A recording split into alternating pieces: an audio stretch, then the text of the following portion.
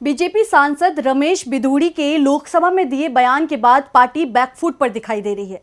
Lok Sabha speaker ने बिधूड़ी को जम करके सुनाया, चेतावनी दी, उनके बयान को संसद की कार्रवाई से निकाल दिया गया। लेकिन सवाल उठ रहे हैं कि क्या बिधूड़ी बीजेपी के पहले नेता हैं जिन्होंने इस तरह का बयान दिया हो?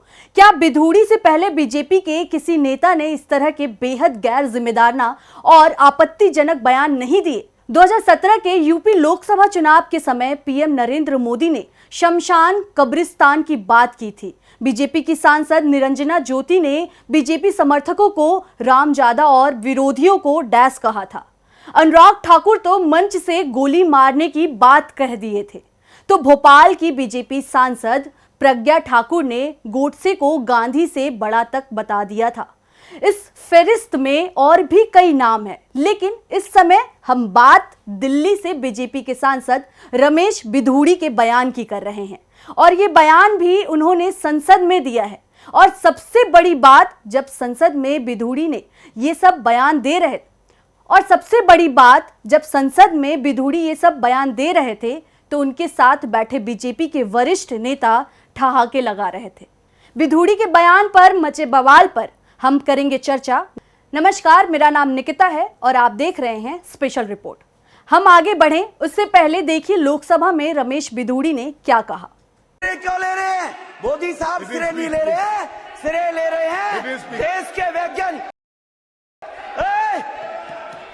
उग्रवादी सिरे ले रहे हैं। उग्रवादी बोलने नहीं दूंगा कभी खड़ा होगा, ये बता रहा हूँ। उग्रवादी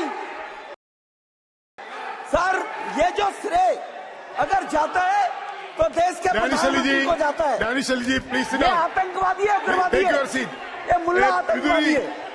इसलिए सर अभी मैं बताना चाहता हूँ, अधीर रंजन जी अभी शोर मचा रहे थे, लिस्ट पढ़ रहे थे। उस लिस्ट में अधीर रंजन जी जब लिस्ट पढ़ रहे थे 1975 से लेकर अभी तक, इसकी बात करते रहना थी। बाहर देखो इस मुल्ले को। अभी रोड पर रहे थे सर, इसरो ने वर्ष 2019 से अब तक ये बयान किसी सड़क छाप नेता का है या फिर किसी जनप्रतिनिधि का है? वैसे सवाल पीएम मोदी और बीजेपी के उन तमाम नेताओं पर उठ रहे हैं जिन्होंने सदन में होने वाली चर्चा में हिस्सा लेने के लिए रमेश बिधूड़ी का नाम दिया था। पीएम मोदी बीजेपी संसदीय दल के नेता भी हैं। ऐसे में बिधूड़ी के बयान पर उनके बयान का इंतजार पूरा देश कर रहा है, पर शायद देश के हिस्से में सिर्फ इंतजार ही आना है।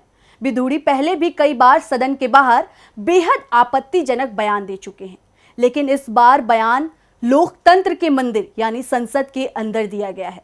संसद में बिधूड़ी ने जो बयान दिया उसे लोकसभा स्पीकर ने सदन की कार्रवाई से हटा दिया है।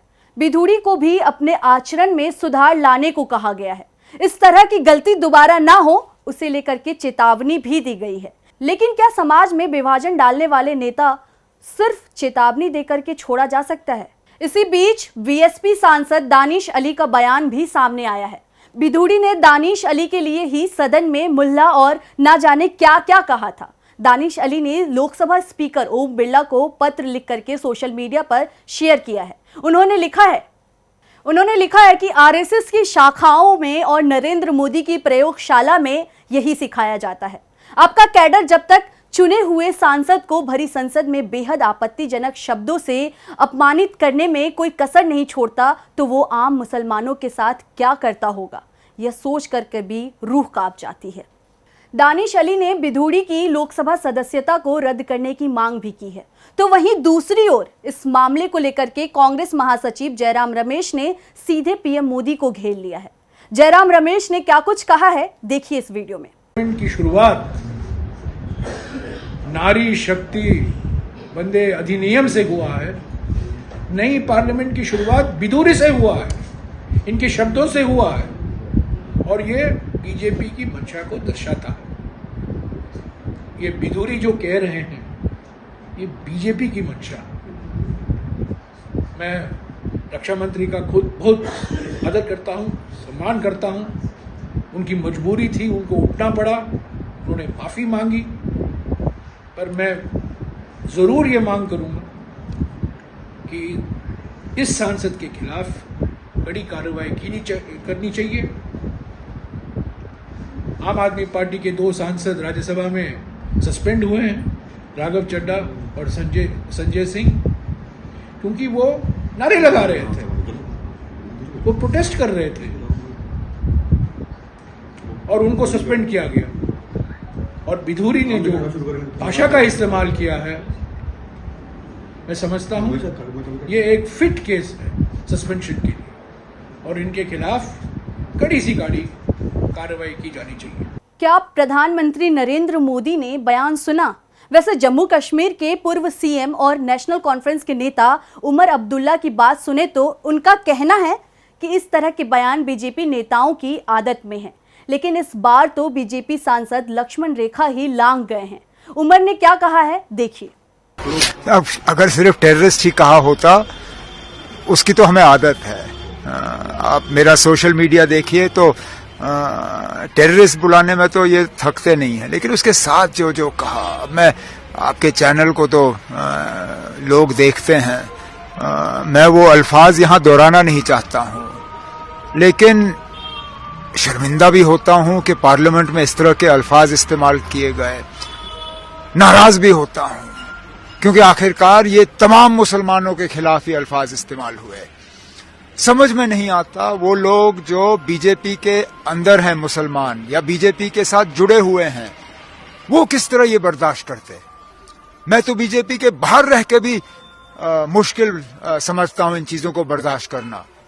जो लोग इनके साथ मिलके काम करते हैं वो रात को सोते कैसे हैं जब उनके साथी उनके बारे में इस तरह सोचते हैं। उमर की नाराजगी जायज भी है। वैसे बीजेपी और प्रधानमंत्री नरेंद्र मोदी से भी विपक्षी दल के नेता नाराज हैं, जिन्होंने अभी तक विधूड़ी के खिलाफ कुछ नहीं कहा है। आरजेडी चीफ लालू यादव ने कहा कि प्रधानमंत्री ने देश की समृद्ध संसदीय परंपराओं के विरुद्ध ऐसी विकृत सामाजिक राजनीतिक संस्कृति को जन्म दिया है, जिसमें इनकी एक सांसद राष्ट्रपिता गांधी की जान लेने वाले का महिमा मंडन करती है। पीएम के इशारे पर एक बीजेपी सांसद पार्लियामेंट के अंदर विपक्ष के एक सांसद के लिए जिस अमर्यादित, असंसदीय और तुच्छ भाषा का प्रयोग कर रहा है, वह घोर आपत्तिजनक और निंदनीय है एवं लोकतंत्र व समाज के लिए चिंताजनक है। यह इनका अमृतकाल नहीं बल्कि विषकाल है। AIMIM के चीफ असदुद्दीन ओवैसी ने भी मामले को लेकर के कड़ी प्रतिक्रिया दी है। उन्होंने एक्स पर पोस्ट करते हुए लिखा कि इस वीडियो में चौंकाने वाला कुछ नहीं है। भाजपा एक अथाह खाई है, इसलिए हर दिन एक नया निचला स्तर मिल जाता है। मुझे भरोसा है कि इसके खिलाफ कोई कार्रवाई नहीं होगी। संभावना है कि आगे इसे भाजपा दिल्ली प्रदेश अध्यक्ष बनाया जाएगा। आज भारत में मुसलमानों के साथ वैसा ही सुलूक हो रहा है जैसा हिटलर के जर्मनी में यहूदियों के साथ किया जाता था। मेरा सुझाव है कि नरेंद्र मोदी जल्द इस वीडियो को अरबी में डब करे और अपने हबीबियों को भेजे। जब मामले ने तुल पकड़ा तो उम्मीद थी कि रमेश बिधूड़ी की ओर से सफाई आएगी, वो माफी मांगेंगे, लेकिन बिधूड़ी की ओर से कोई सफाई नहीं आई। हाँ, राजनाथ सिंह ने जरूर खेद जता दिया। राजनाथ सिंह ने कहा कि उन्होंने टिप्पणियां नहीं सुनी। मैंने स्पीकर से अपील की है कि इससे विपक्षी सदस्यों को ठेस पहुंची है तो उन्हें कार्रवाई से हटा दिया जाए। अगर उनकी टिप्पणी से विपक्ष आहत हुआ है तो मैं खेद व्यक्त करता हूं। यानी बयान पर कोई माफी नहीं, कोई कार्रवाई नहीं, सिर्फ खेद जता दिया गया। अगर ये बयान विपक्षी दल के किसी सांसद की ओर से आया होता तो वो इस संसद सत्र में फिर दिखाई नहीं देता, उससे निलंबित कर दिया जाता और पूरे सत्र के लिए ही नहीं बल्कि आने वाले सभी सत्रों के लिए उसे निलंबित कर दिया जाता। संसदीय जांच कमेटी में मामले को भेज दिया जाता, जहां पर माफी का तो सवाल ही नहीं उठता, सिर्फ सजा सुनाई जाती है। ऐसे में ये सवाल उठ रहे हैं कि रमेश बिधूड़ी पर क्या संसद कार्रवाई करेगी? क्या बिधूड़ी पर बीजेपी हाईकमान की ओर से कोई सवाल या कोई एक्शन लिया जाएगा? जवाब शायद नहीं होगा, क्योंकि इससे पहले बीजेपी के जिन नेताओं ने बेहद शर्मनाक और गैर जिम्मेदाराना बयान दिए, उन पर ना तो कोई कार्रवाई की गई और ना ही बयान देने वाले बीजेपी नेताओं ने कभी माफी मांगी है। शायद बिधूड़ी भी नहीं मांगेंगे माफी। लोकसभा अध्यक्ष की ओर से भी फिलहाल ऐसे संकेत नहीं मिल रहे हैं कि बिधूड़ी पर कोई बहुत बड़ा एक्शन लेने की तैयारी हो रही हो। फिलहाल विपक्ष के दबाव में बीजेपी अध्यक्ष जेपी नड्डा ने रमेश बिधूड़ी को कारण बताओ नोटिस जरूर जारी किया है। अब देखना होगा कि आगे इस मामले पर क्या होता है।